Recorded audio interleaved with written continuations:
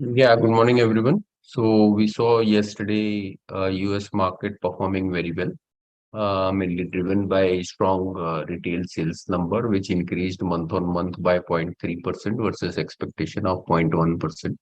So we saw that inflation is getting under control. Fed is not increasing the interest rate, and even the economy is comparatively doing well.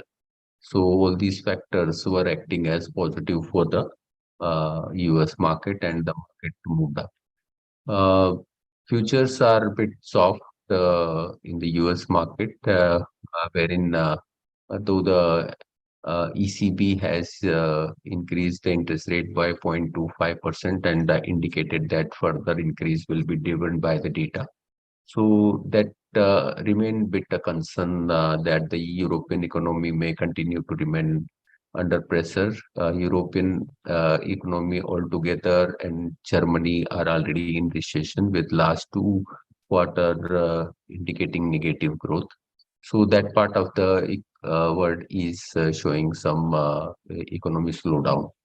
Apart from that, Asian markets are more of a mix, wherein most of the market are positive, but only Japanese market are showing some negative sign. Though the Japanese market has performed very well in the recent past. So looks like more of a positive day for today. Commodities are also more of an indicating that a bit mixed bag or marginal positive. Oil is up by almost around 1.5 $2, and iron ore is negative 0.5, but steel is up by around 1%. So overall seems positive for today's trade. And I'll request technical team to take up from here. Yes, thank you. So good morning, all of you. This is Swati. Today, the market is likely open on a slightly positive note, and we might witness some sideways momentum during the day. Yesterday, Nifty has made an again attempt to break the resistance of 18,800 levels, but somehow it failed to maintain a closing about the same. Just on intraday basis, it has try to test the 18,800 levels. Now going ahead, 18,600 will act as a crucial support levels. If it's break that level, then we are likely to witness more selling pressure into the market, which might take a Nifty towards 18,500 to 18,400 levels on the high side, low side.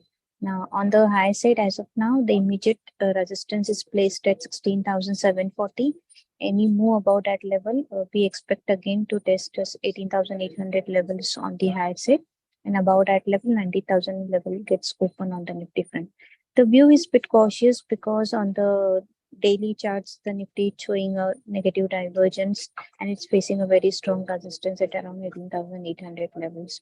So I will suggest all the clients and the traders to book the profits on every rise towards 18,800 levels. Coming towards the bank Nifty, yesterday it was a bank Nifty who has started showing a sign of cautious sign because we have witnessed a very strong sell-off. The bank Nifty was down by almost 1.3%. On the closing basis, it has kept a closing near its stays low, which gives a very cautious sign. Now, on the technical front, as of now, the immediate support is placed at 43,340. Any move above below that level, we expect a more selling pressure or say the profit booking, which might take a bank Nifty towards 43,000 psychological mark. On the flip side, I had said 43,800 and 44,140 are the crucial resistance level we need to keep eye on it. Coming towards the Fin Nifty, 19,400, 19,500 are the two crucial resistance levels. On a downside, 19,200 and 19,120 are the two support levels for the Fin Nifty. Coming towards the stock specific, Sun Pharma Advance really looks good on the technical front, which is known as a spark. Currently, the stock is trading at 192 levels. It's on the verge of giving the breakout of the cluster resistance, which comes with around 194. Any move above that level, we expect a positive momentum to be seen into this particular counter on a upside 205 to 210 levels. So one can take a long position with the strict stop loss of a 188 level. That's it from my end. I request the derivative team to take a call forward. Yeah, thank you. Good morning, everyone. On the derivatives front, we are seeing that on the index Nifty front, the OI positions which is getting created right now for the coming week is like from 18,500 to 18,800 level. We are continuously seeing that Nifty is not able to break the range of this level, but from the supportive level, we are seeing a strong pullback. In yesterday's session also we have seen that both the index Nifty and Bank Nifty are in a contra trade because we are seeing that the Bank Nifty is not able to hold above the resistance zone and it has shown some major sell-off in yesterday's session. The current level for the Bank Nifty for next 1 to 2 trading session would be 43,100. Bank Nifty is having support at 43,100 level. Once if Bank Nifty goes below 43,100 level, then there might be a sharp changes from the Nifty OI position also. Because if it breaks, the Bank Nifty breaks that supportive level, then the Nifty is likely to go below 18,500 level in coming trading session. So till that time Nifty is holding 18,500 level. Till that point of time, we might expect the market to be in the range of 18,500 to 18,800 level. Since we are seeing that the mid cap and the small cap index are performing very well, so we expect the market trend to be positive till it not breaking the supportive levels on the lower end. Currently, as per the FIs, also we have seen that there was a major sell-off in yesterday's session.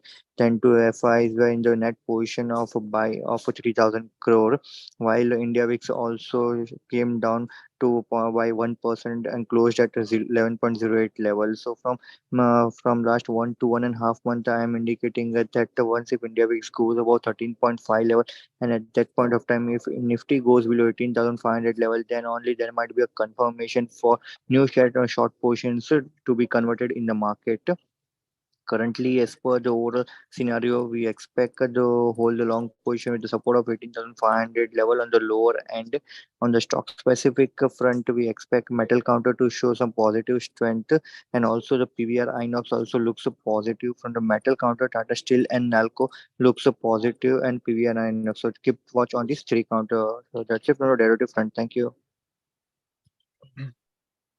On the fundamental side, BHEL and Volvo Eicher commercial vehicles have inked an MOU to jointly develop and deploy Type 4 hydrogen CNG cylinders in CV segment.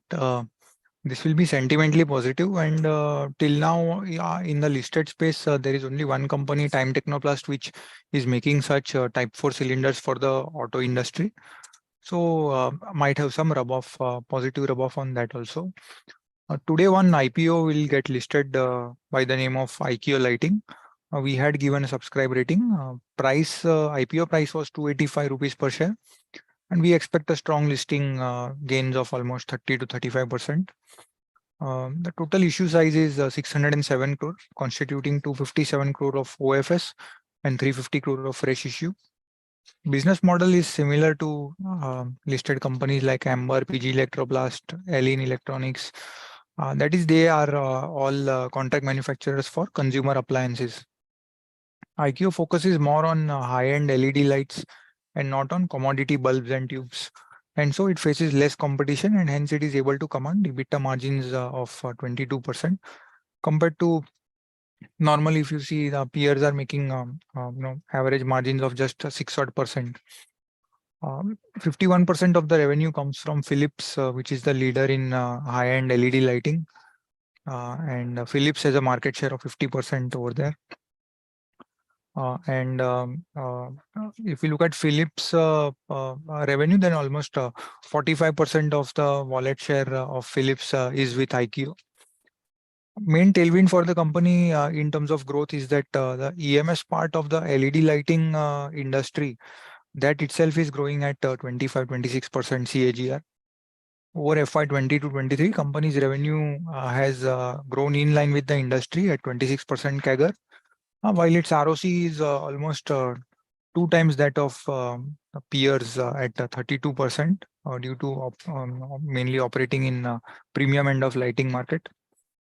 On valuation side, peers are trading at an average PE of 50 times FY23 earnings, while IPO was available at 32 times. So that is the main reason that we are seeing that it is likely to open much higher. Once it gets listed, we think that it will then remain sideways and take cues from further guidance post Q1 numbers. As such, this segment of appliances commands a lower PE as compared to contract manufacturing segment, which caters to PCB boards and fully built units from other industries. For example, Keynes, Sirma, and Avalon, they are trading at much higher valuation compared to the appliances contract manufacturers. Thank you. Good morning. Yesterday, we attended the analyst meet of Ashok Leyland, where the management is aiming to strengthen its market share in LCV segment while focusing on manufacturing electric vehicles for domestic and European markets. The company is also planning to penetrate in North and Eastern markets, improving profitability and driving the technological transitions towards alternative fuel powertrains. Also, the new energy portfolio is expected to be ready in next 2 years across various fuel types and across segments. Its subsidiaries such as Hindustan Leyland Finance and Switch Mobility is also contributing to the company's future growth potential. Talking about Switch Mobility, AL's EV arm has sold around 650 plus electric buses and has 2,000 plus orders in pipeline. Switch has already strong growth prospects since, according to estimates, electric buses will grow at 33% CAGR. In exports, AL is targeting to expand its presence to 50 countries and is about to add 7 new product platforms in FY24 and beyond. Talking about EBITDA margin, it has improved from 3% in second quarter of FY22 to 11% in quarter 4 FY23, and according to its estimate, its target, AL is targeting about mid-teens to reach in medium term. In MHCV segment, market share grew to 32% versus 30% YOY and is expected to move around 35% plus in future. Whereas in LCV segment, it has achieved 20% market share and is expected to achieve 25% in future. While Q1 to show a flat performance, the management is expecting a 10% growth in MHCV segment and 5% growth in LCV segment in FY24. Consolidated debt of rupees 25,000 crores, of which 24 crores is from HL Finance, and the balance amounting to rupees 1,000 crores is for Ashok Leyland. Capex for FY24 is around rupees 600 to 750 crores, whereas switch capex for FY24 is significant, amounting to 1,200 crores for various launches in 9 to 12 meter buses. Currently, the stock is trading at PE of 19.1 times to FY25 EPS, and our outlook is positive in long term. Thank you.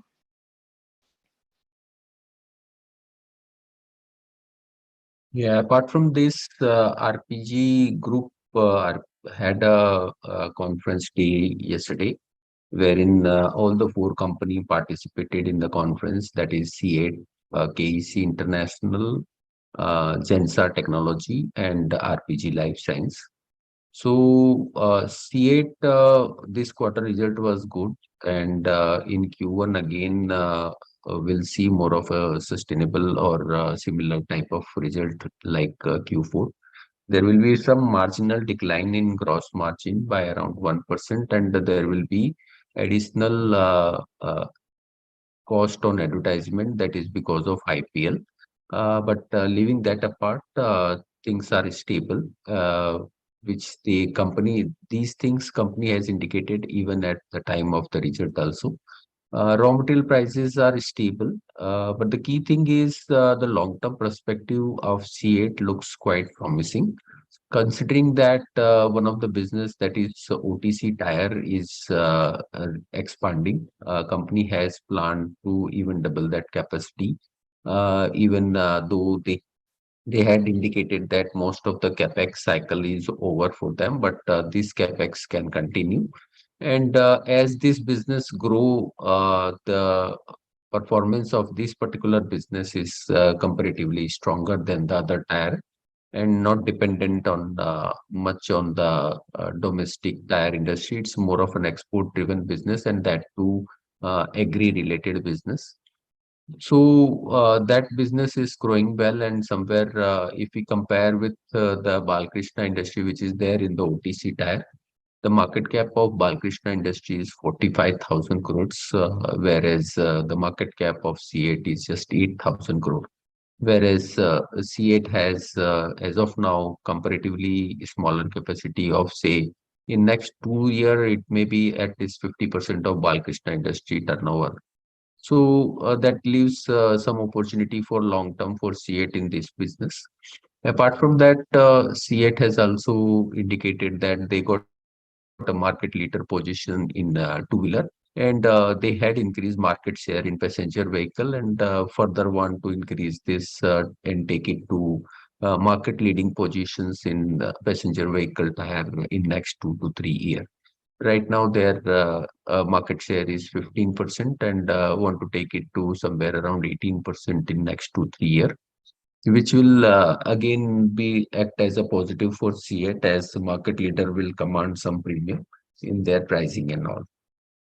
Apart from that, C8 is also looking for some adjacent business for tire business. That is, they are planning to launch some telemedic product for fleet operators, wherein that can act as running like same distribution network of tire can be used for telematic business also, which will monitor the fleet of uh, uh, truck operators through these products.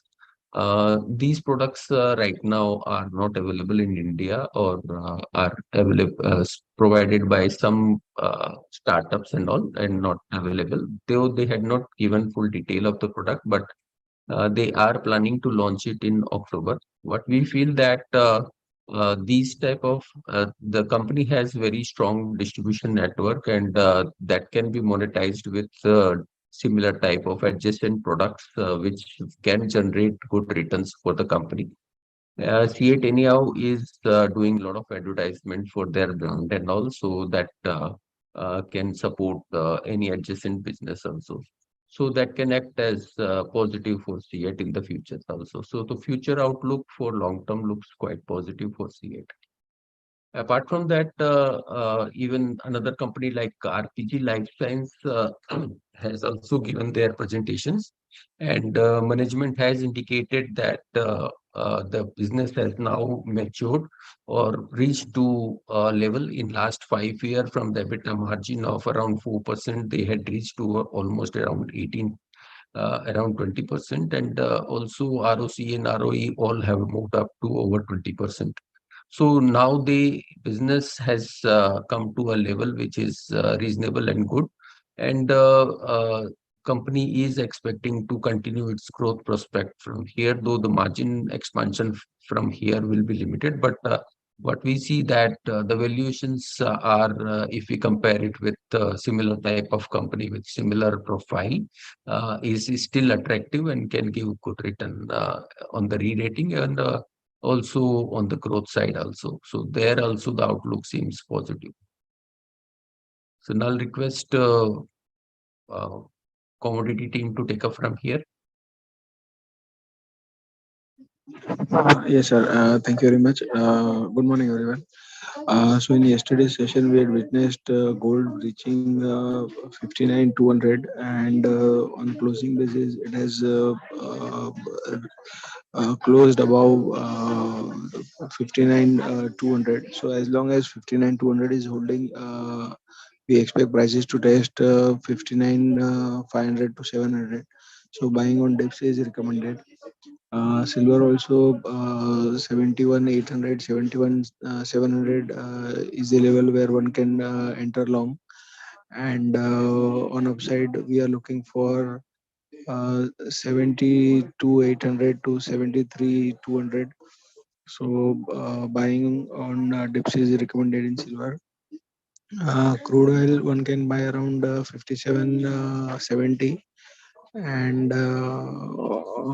one can maintain a stop loss of 5,700. On upside, we expect 59,900 to 5950. In natural gas, yesterday we had seen a spurt in prices breaching the resistance area of 200 levels. So on downside, we expect 205 levels, where 205 to 203 levels, where one can enter long and maintain a stop loss of 193. So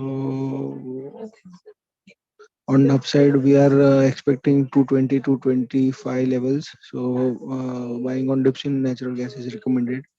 Metal prices are in a positive momentum, and we expect prices to rise. So copper one can initiate a buy around 34, 734, 33 levels and maintain a stop loss of 228. On upside, 740, 43 is the target we are looking for.